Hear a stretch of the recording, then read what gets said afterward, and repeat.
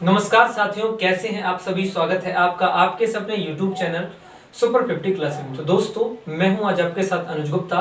तो स्टार्ट करने जा रहे हैं आज का अपना नया चैप्टर, जिसका नाम है परसेंटेज। ठीक है, तो दोस्तों देखिए, अभी हमने जो पिछली वीडियो करी थी उनमें मैंने आपको नंबर सिस्टम एक चैप्टर कंप्लीट करा दिया। ठीक है, सारे उसमें जितने भी टाइप हैं सभी टाइप करवा चुका हूं। और दोस्तों, ये जो अपना सेकंड चैप्टर है जिसका नाम है परसेंटेज, तो परसेंटेज के बारे में पढ़ेंगे भाई। अगर आप लोग जान लीजिए, अगर आपको परसेंटेज आता है तो आप सिंपलीफिकेशन कर सकते हैं। परसेंटेज से देखिए कौन क्या क्या फायदे हैं। यानी परसेंटेज जो है आपका 60 to 70%, 80% रोल अदा करता है आपका। देखिए, अगर मैं बात करूं परसेंटेज की, तो परसेंटेज आपके कौन कौन से चैप्टर सॉल्व करवा सकता है। ठीक है, एक तो भाई आपका सिंपलीफिकेशन, एक तो आपका सिंपलीफिकेशन आता है, और दूसरा मेरे प्यारे भाई आपका प्रॉफिट एंड लॉस आता है। एंड इसमें अगर कह दूं डिस्काउंट आता है। ठीक है, यहां पर आपका सिंपल इंटरेस्ट आ जाता है, सिंपल इंटरेस्ट, और नीचे आपका आ जाता है कंपाउंड इंटरेस्ट।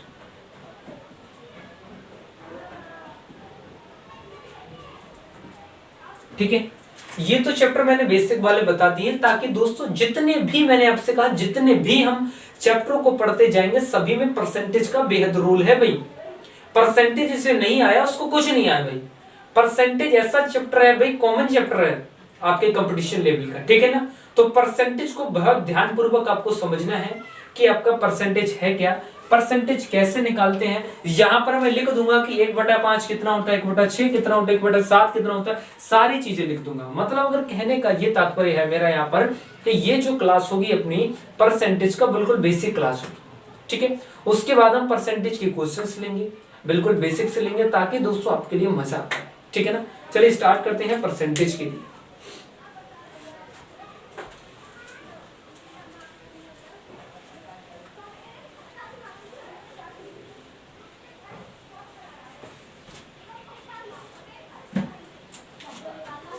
देखिए, मैं बात कर रहा हूं यहां पर परसेंटेज, परसेंटेज,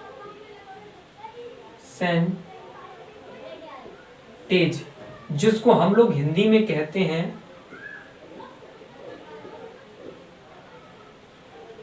प्रतिशतता। ठीक है, इस परसेंटेज के बारे में चलिए हम स्टार्ट करते हैं आज के अपने लेक्चर के लिए।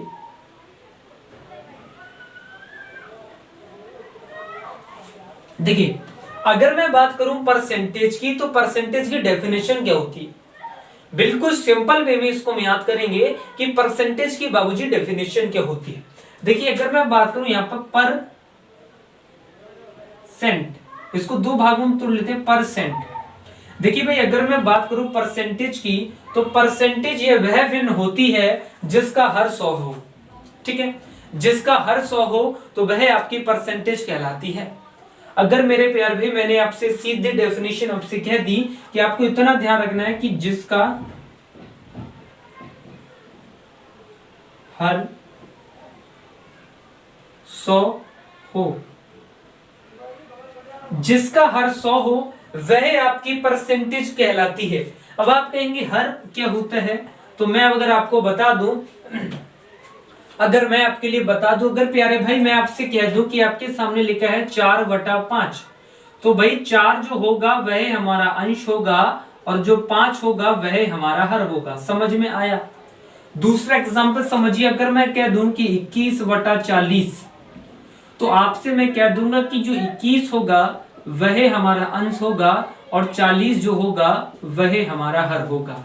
मैंने आपसे कहा था कि जिसका हर 100 हो, जिसका हर 100 होगा वही आपका प्रतिशतता कहलाएगा। अगर मैं आपसे कह दूं कि आपके सामने लिखा है 4/6, तो आप कहेंगे कि भाई 4 तो हमारा अंश है, और अगर 6 की बात करूं तो 6 हमारा हर है। यानी नीचे वाली जो चीज है, यानी जो हर है आपका डिनोमिनेटर, वह आपका मेरे प्यारे भाई 100 आना चाहिए, यानी 100 होना चाहिए। ठीक है, अगर मैं बात करूं परसेंटेज को किस चिन्ह से शो करते हैं, तो वही आपको जानना चाहिए कि परसेंटेज को इस चिन्ह से शो करते हैं। यानी इसका मतलब होता है 1/100, 1/100 होता है। समझ में आया बात के लिए। मैंने आपसे कहा था कि परसेंटेज को किस चिन्ह से शो करते हैं, तो परसेंटेज का ये साइन है तो परसेंटेज बराबर होता है आपका 1/100। मतलब अगर मेरे प्यारे भाई अगर एग्जाम्पल से हम लोग समझे, अगर मैं आपसे कह दूं कि भाई 25% दिया हुआ है, 25%, तो आप क्या करोगे, आप सबसे पहले लिखोगे 25, उसके बाद गुणा, आप कहोगे परसेंटेज बराबर होता है 1/100। समझ में आया? मैंने आपसे कहा कि जो 25 है उसका आपने पूरा 25 इधर उतार लिया, ठीक है। अब आपके सामने ये समस्या रहेगी कि परसेंटेज, मैंने कहा परसेंटेज बराबर होता है 1/100, इसलिए आपने 25 गुणे 1/100 लिख लिया, ठीक है। इसको हम इस प्रकार लिख सकते हैं, अगर हम कह दें कि 25/100, ठीक है, तो 25 एकम 25 और 25 चौका 100, यानी कुल मिलाकर आपको यहां से पता चल गया कि भाई अगर 25% होगा तो उसको हम 1/4 लिख सकते हैं। ये बात समझ में आई आप लोगों के लिए? ये बात यहां तक समझ में आई? बिल्कुल समझाने का प्रयास करूंगा, ठीक है। अगर दूसरा समझिए, अगर मैं आपसे कह दूं कि भाई 20%, तो आप क्या करेंगे कि भाई आप लिखेंगे कि 20, आपने 20 का 20 लिख लिया, ये वाला 20 आपने इधर लिख लिया, ठीक है। दोनों चीजें हमने वही करना है जैसा हमने अभी ऊपर वाले में करा था 25% में। मैंने आपसे कहा आपने 20% 20 उठाकर यहां से यहां लिख लिया। अब आपके सामने लिखा है परसेंटेज, तो आप समझेंगे परसेंटेज बराबर होता है 1/100, इसलिए मेरे प्यारे भाई इसको हम लिख सकते हैं 1/100, ठीक है। तो इसको हम कुल मिलाकर लिख सकते हैं 20/100। समझ में आया? समझ में आया है? तक अब 20/100, 20 एकम 20 और 20 पंजे आपका 100, यानी कुल मिलाकर अगर बात करूं तो कुल मिलाकर यहां बनेगा अपना 1/5। अब यहां से एक बात और समझ में आ गई कि भाई अगर कहीं 20% दिया होगा तो उसको हम 1/5 लिख सकते हैं, ठीक है। समझ में आ रहा है यहां तक? यहां तक 2-3 एग्जाम्पल और कराता हूं, फिर दोस्तों हम आगे बढ़ेंगे ताकि आप लोगों के लिए क्लियर होता चले। अब आप निकालिए, अगर मैं आपसे कह दूं कि भाई आपके सामने लिखा है 5%, तो आप क्या करेंगे कि 5 तो हमने 5 लिख लिया, वही चीज समझ रहे हो ना, ऐसे ही हमें चलना है। हमने यहाँ पर लगाया निशान, यानी 5 का हमने यहाँ 5 लिख लिया। अब हमारे पास रह गया है सिर्फ परसेंटेज। अब मैंने कहा परसेंट रह गया तो परसेंट बराबर लिख दो 1/100। तो आपने कहा कि 5 के गुणे में अगर मैं डाल दूं 1/100, तो कुल मिलाकर हो गया आपका 5/100। तो 5 एकम 5 और 20 पंजे 100, यानी 5% होता है 1/20। और 1 देखिए मैंने यहां से दिया था कि 5% आपका 1/20, तो वही चीज है 20% बराबर 1/5। 5 एकम 5 और 20 पंजे आपका मेरे प्यारे भाई होता है 10। समझ में आया यहाँ तक? अगर मैं कह दूं आपसे कि 15% दिया हुआ है आप लोगों के लिए, ठीक है, तो आप क्या करोगे, 15 का आपने 15 लिख दिया, जैसे मैंने ये उतार लिया, 15 का 15 उतार लिया। अब मेरे पास सिर्फ रह जाता है परसेंट, ठीक है। तो परसेंट के स्थान पर हम 1/100 लिख सकते हैं, तो इसीलिए हम इसको 1/100 लिखेंगे। तो कुल मिलाकर हमारा 15/100 हो जाएगा, ठीक है। आप इसको काट लीजिए, 5 होता है 15 और 5 दूनी 10 और 0 का 0, 3/20। तो आप 3/20 ही छोड़ दो, इसके लिए कोई दिक्कत है यहाँ तक? नहीं दिक्कत है।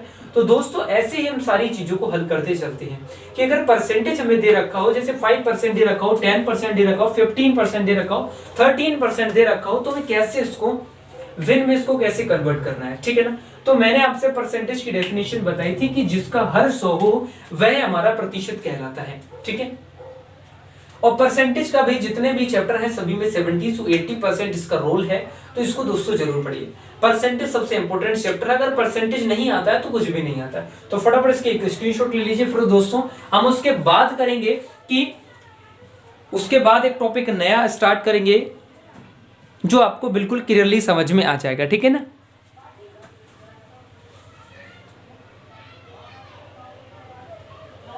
अगर मैं आपसे कह दूं कि आपके पास भिन्न दे रखी है कि भिन्न को आपको प्रतिशत में व्यक्त करने के लिए सूत्र क्या होता है, तो उसके विषय पर चलिए हम चर्चा करेंगे अभी, ठीक है ना।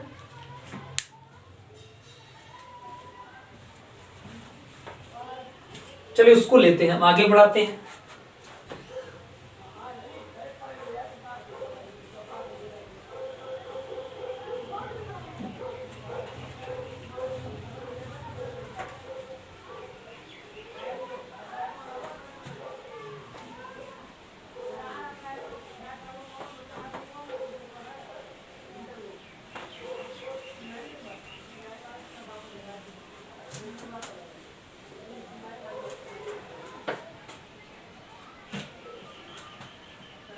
अगर मैं आपसे कह दूं यहां पर एक हमारा टॉपिक है कि विन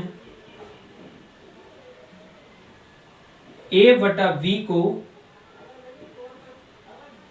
प्रतिशत में, विन A/V को प्रतिशत में व्यक्त करने के लिए सूत्र, व्यक्त करने के लिए सूत्र,